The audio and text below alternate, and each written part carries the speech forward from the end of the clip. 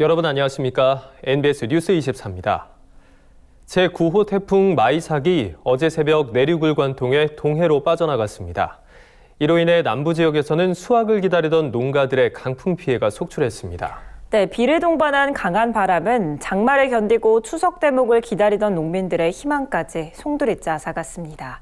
낙과 피해를 입은 과수원을 손현진 기자가 다녀왔습니다. 추석 대목에 맞춰 출하를 기다리던 울산의 배 과수원입니다. 봉지에 쌓인 채 어른 주먹만큼 크게 익은 배들이 한가득 떨어져 있습니다. 떨어진 열매가 워낙 많아 농장 바닥이 보이지 않을 정도입니다. 이 농장에 있는 배나무는 총 700그루입니다. 한 주당 200개에서 230개의 열매가 달려 있었는데 태풍 마이삭 영향으로 전체의 90% 이상이 떨어졌습니다. 어떤 나무는 바람을 이기지 못해 쓰러졌고 과일 상자 등을 보관하는 창고도 통째로 넘어갔습니다. 시설물에 철골이 덮쳐 폭삭 내려앉은 지지대도 보입니다. 이 농장을 40년째 운영하고 있는 엄재수 씨는 말 그대로 망연자실입니다. 엄씨 농장의 배는 크고 맛이 좋다는 입소문이나 이번 피해가 아니었다면 7.5kg 한 박스에 5만 원대 고수익을 얻을 수 있었습니다. 그런데 수확기를 불과 10일 앞두고 심각한 낙과 피해를 입은 겁니다. 너무나 힘든 농사를 지었기 때문에 행여나 얼마만큼 피해가 발생되고 지나갈 것인지 노심초사했었는데 밭에 와서 보니까 정말로 어안이 벙벙했습니다. 부푼 꿈을 안고 추석을 기다렸는데 태풍 9호가 이렇게 울산을 경유해 가는 바람에 엄청난 피해가 발생돼서 힘듭니다. 지난 3일 새벽 울산에서는 순간 최대 풍속이 초속 46m에 이를 정도로 강풍이 불었습니다. 태풍에 떨어진 배는 이곳저곳 상처가 나고 썩어 판매하기 어렵습니다. 아직 맛이 덜 들었을 시기여서 가공용으로 쓸 수 있을지도 불투명합니다. 인근의 다른 농장도 사정은 마찬가지였습니다. 1년에 딱 한 번뿐인 수확기를 앞두고 태풍 피해를 입은 농민들은 한 해 농사가 모두 물거품이 될 처지에 놓였습니다. 울산에서 과수농업을 하시는 모든 분들이 상당히 힘든 하루였습니다.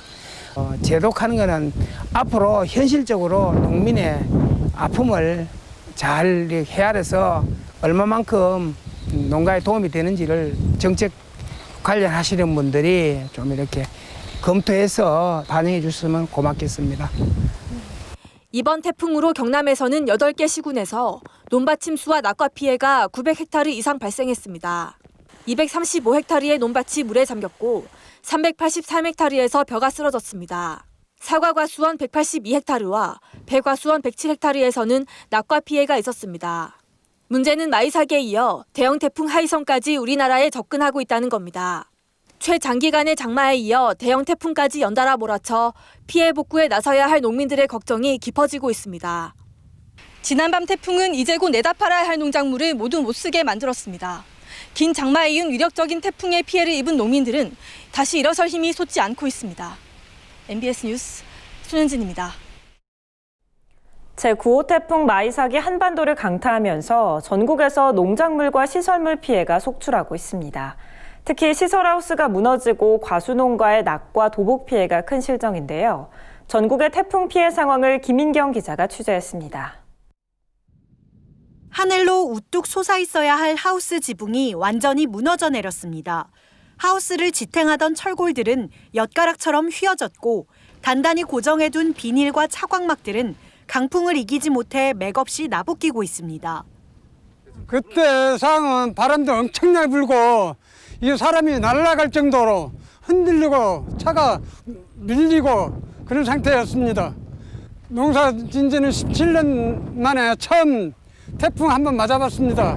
그래 이래 낭장판이 돼가지고 어떻게 할 심정이 없어가지고 진짜 원망스럽습니다.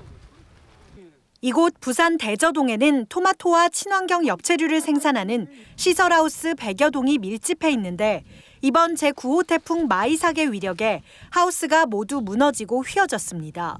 토마토 정식에 앞서 재배하던 벼는 수확을 보름여 앞두고 비바람에 모두 누워버렸습니다. 우리는 1년에 토마토 농사 지어가지고 다 먹고 살고 이러는데 지금 살아갈 길이 막막합니다.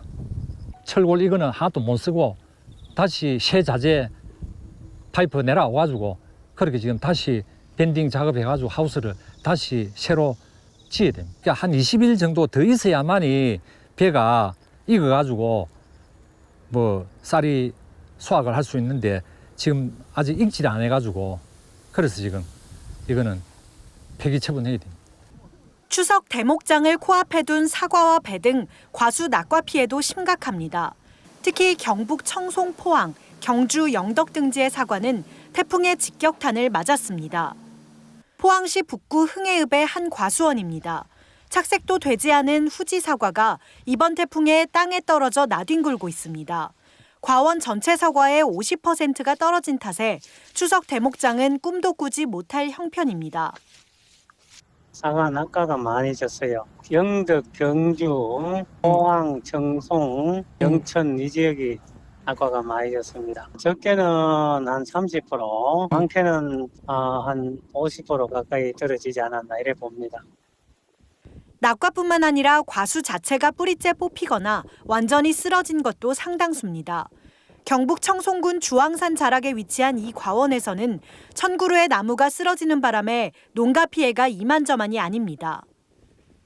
저도 지금 내 다니고 있습니다만 상당히 좀 심해요. 태풍이 청송을 지나가는 시간이 새벽 4시쯤 됐었는데 아침 6시 이후에 돌풍이 불어서 막 떨어졌는데 도복도 심하고 낙하도 심하고 걱정입니다. 비바람이 부는 충남 천안의 배 과원입니다. 수출용 봉지를 씌운 배가 과원 바닥 곳곳에 떨어져 있습니다.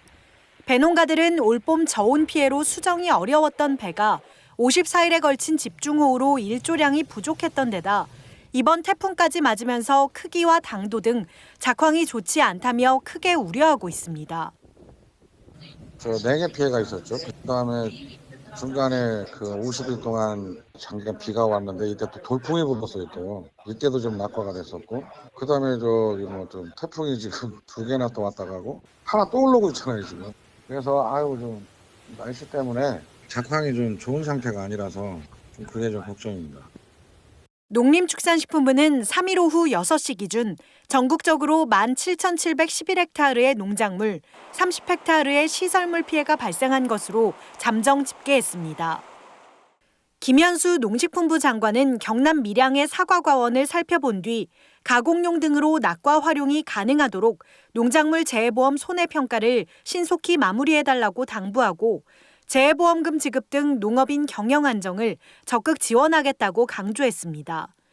NBS 뉴스 김인경입니다. 최근 한 지방자치단체가 환경오염 등을 우려해 가축 사육시설 건립을 불허한 일로 행정소송을 당했는데 해당 지자체가 최종 승소했습니다. 대법원은 가축 사육시설 불허 처분에 따른 불이익이 공익 목적의 이익보다 크지 않다면서 지자체의 손을 들어준 건데요. 이로 인해 축산업계는 지자체의 규제가 더 심해질 것을 우려하고 있습니다. 김길수 기자가 보도합니다.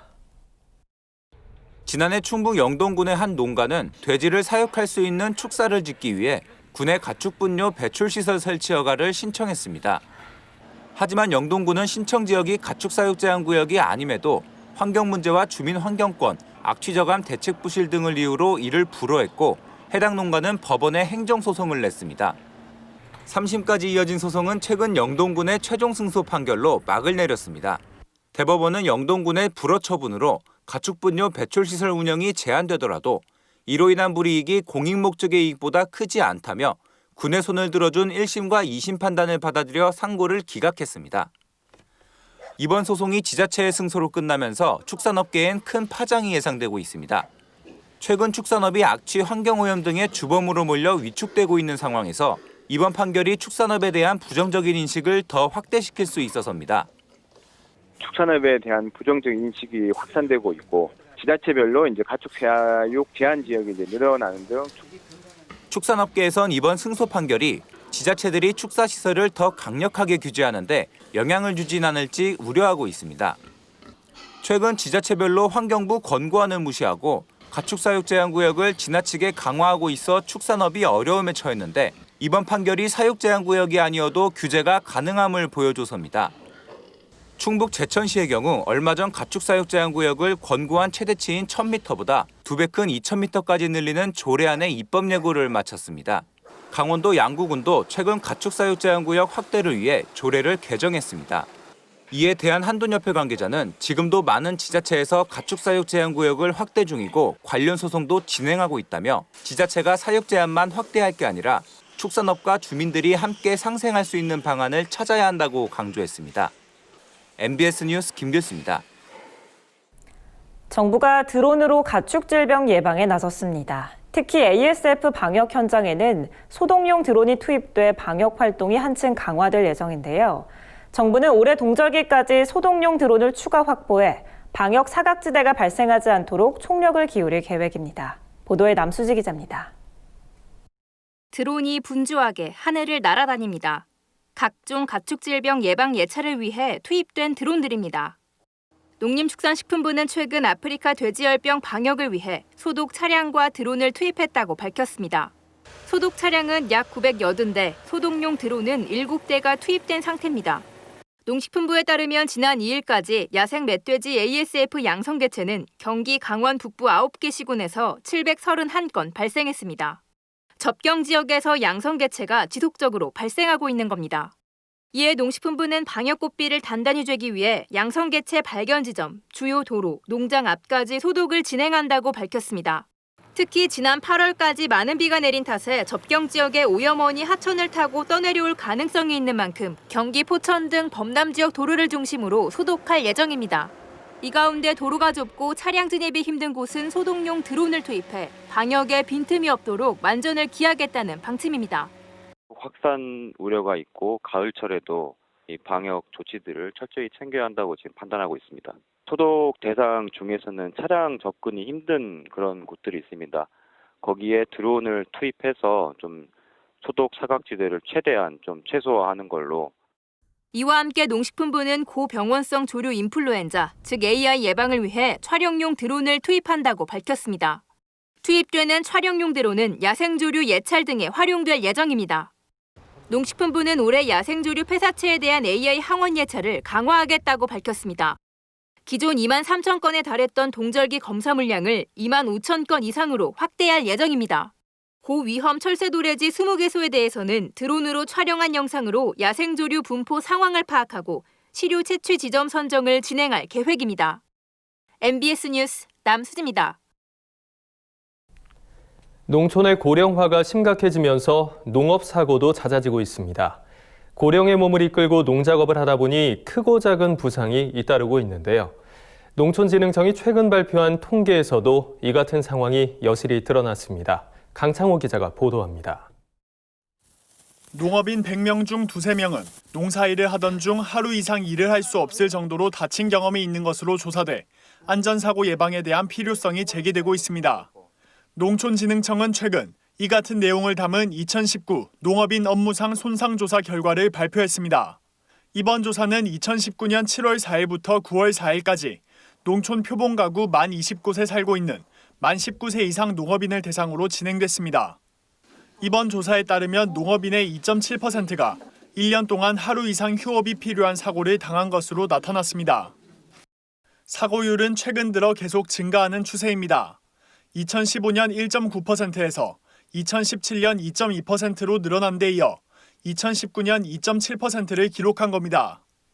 사고 발생 유형은 넘어짐 사고가 40.8%로 가장 많았습니다. 특히 남성에 비해 여성의 넘어짐 사고가 2배 이상 많은 것으로 나타났습니다. 농업 기계와 관련된 사고도 전체의 31%를 차지했습니다. 농기계 종류별로는 경운기가 41.7%로 가장 높았고 트랙터와 관리기, 트럭이 그 뒤를 이었습니다. 그 다음으로는 과도한 힘이나 동작으로 인한 신체 반응이 13.7%로 조사됐습니다. 농업인 대부분이 고령층이기 때문에 넘어지거나 무리한 동작을 할 경우 사고로 이어지는 것으로 분석됩니다. 나이별로는 50세 미만이 0.2%, 50대 1.6%, 60대 3%, 70세 이상 3.7%로 나타나 나이가 많아질수록 사고로 인한 손상 발생률도 높았습니다. 사고가 가장 많이 발생한 장소는 밭이었습니다. 밭에서 사고 중 39%가 발생했습니다. 노동력을 많이 필요로 하는 밭농사 특성상 사고도 잦은 것으로 파악됩니다. 논과 농로가 그 뒤를 이었습니다. 또 사고 발생 상황은 농작업 중에 발생한 것이 60.9%나 됐고 이동 중 15.3%, 농작업 후 정리 중 10.1% 순으로 나타났습니다. 근로자 대비 농업인의 재해가 얼마나 나타나는지를 확인하기 위해서 저희가 표본 조사를 하고 있는 부분이에요. 정책적으로 지원을 해주면 상당 부분 예방이 될 수도 있겠다. 한편 이번 조사 결과는 농업작업 안전재해 예방 기본계획에 따른 농업인 업무상 재해 예방 정책에 활용될 예정입니다. MBS 뉴스 강창호입니다. 다음은 간추린 뉴스입니다. 충북 단양군이 집중호우로 수해를 입은 농가를 대상으로 농산물 종합가공센터 가공수수료를 한시적으로 50% 감면한다고 최근 밝혔습니다. 희망자는 관할 읍면사무소를 통해 피해 사실 확인서를 발급받은 뒤 감면 신청서를 함께 제출하면 됩니다. 한편 올해 상반기 가공품 생산량은 지난해 동기보다 1.6배 증가한 6.4톤으로 농산물 종합가공센터는 공합 착즙기 등 60여 종의 가공 장비를 갖추어 지난해 1월부터 148회에 걸쳐 국내 가공품 생산을 지원한 바 있습니다. 강원 인삼농협이 최근 6년근 홍삼 농축액을 함유한 건강음료 도라지앤 홍삼을 출시했습니다. 도라지앤 홍삼은 도라지와 홍삼을 적절히 배합해 간편하게 즐길 수 있도록 만든 홍삼 음료로 구입은 강원 인삼농협 온라인 쇼핑몰 등에서 가능합니다.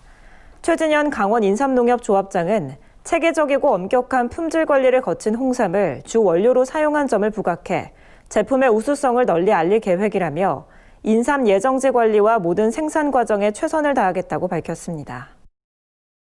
경상북도가 최근 도청 회의실에서 한국전력기술과 대중소기업, 농업협력재단 간 농어촌 상생협력기금 지원사업 공동추진 업무협약을 체결했습니다.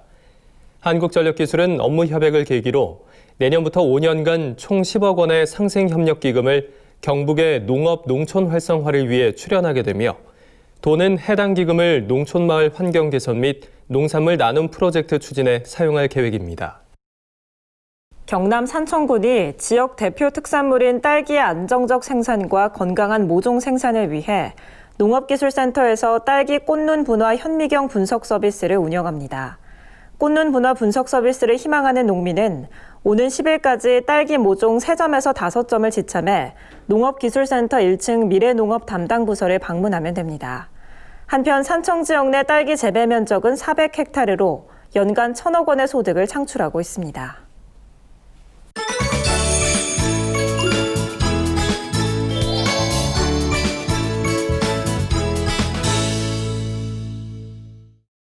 우리 농산물의 숨은 효능과 건강 정보를 전해드리는 건강톡톡, 알고 먹는 우리 농산물 시간입니다. 코로나19 바이러스 재확산 사태로 어느 때보다 건강관리가 중요해졌는데요.